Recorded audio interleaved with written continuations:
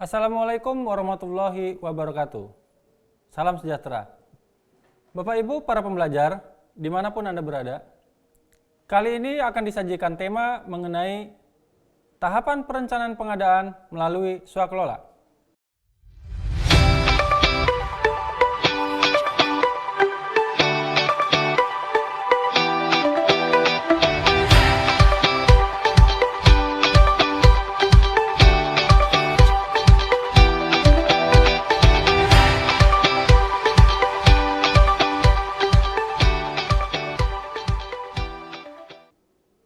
Perencanaan pengadaan meliputi identifikasi kebutuhan, penetapan jenis barang dan jasa, penetapan cara pengadaan, jadwal, dan anggaran barang dan jasa.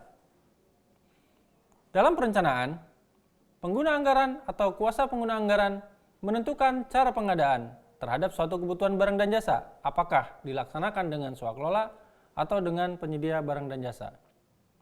Bagaimanakah langkah-langkah menentukan cara pengadaan? Yang pertama, apakah barang dan jasa yang dibutuhkan dapat dilaksanakan melalui penyedia barang dan jasa?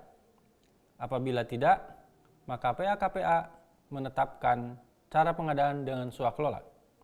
Langkah yang kedua, dalam hal kebutuhan barang dan jasa yang dapat dilaksanakan dengan penyedia, apakah dapat pula dilakukan dengan swakelola, dan apakah sesuai dengan tujuan swakelola? Apa saja tujuan swakelola? Di antaranya adalah memenuhi kebutuhan barang dan jasa yang tidak disediakan atau tidak diminati oleh pelaku usaha. Memenuhi kebutuhan barang dan jasa dengan menggunakan sumber daya kementerian, lembaga, atau OPD.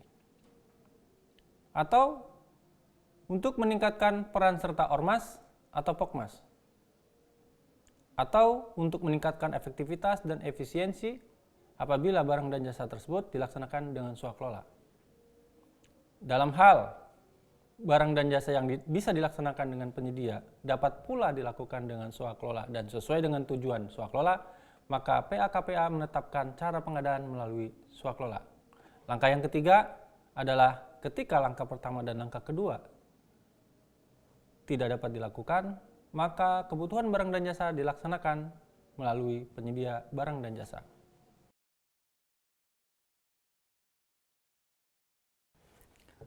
Perencanaan pengadaan melalui swakelola meliputi penetapan tipe swakelola, penyusunan spesifikasi teknis atau kerangka acuan kerja, dan penyusunan rencana anggaran biaya.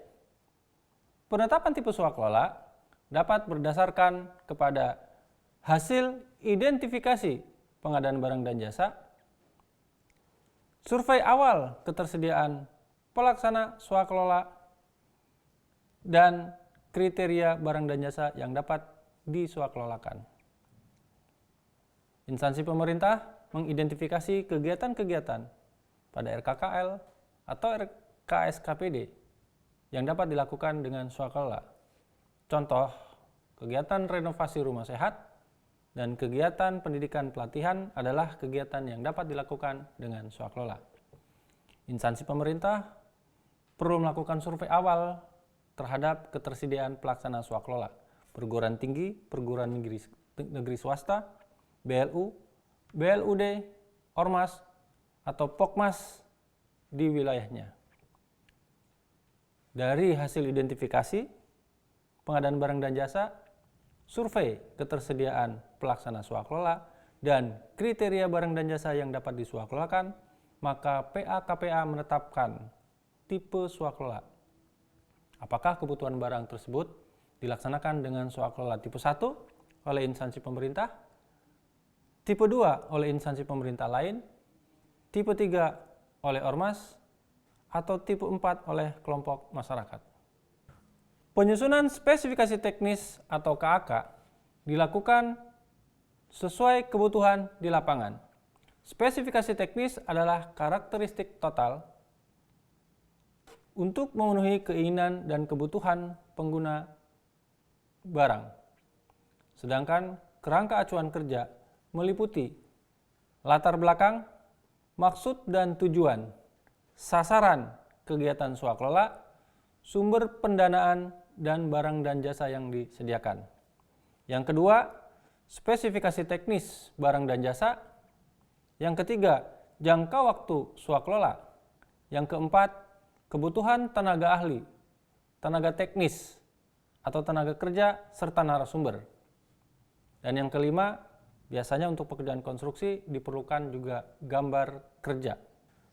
Penyusunan RAB berdasarkan spesifikasi teknis atau KAK yang dapat menggunakan standar biaya masukan atau biaya-biaya yang diperlukan dalam RAB yang terdiri dari gaji tim teknis, tenaga ahli, tenaga kerja atau narasumber, biaya pembelian bahan, material, atau alat, biaya jasa lainnya, biaya konsultan apabila diperlukan, dan biaya-biaya lain yang dibutuhkan seperti perjalanan dinas, pencetakan, penyusunan laporan.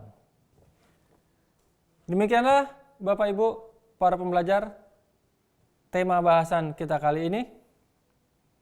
Sampai berjumpa kembali dengan bahasan tema-tema selanjutnya. Billahi taufik wal hidayah. Wassalamualaikum warahmatullahi wabarakatuh.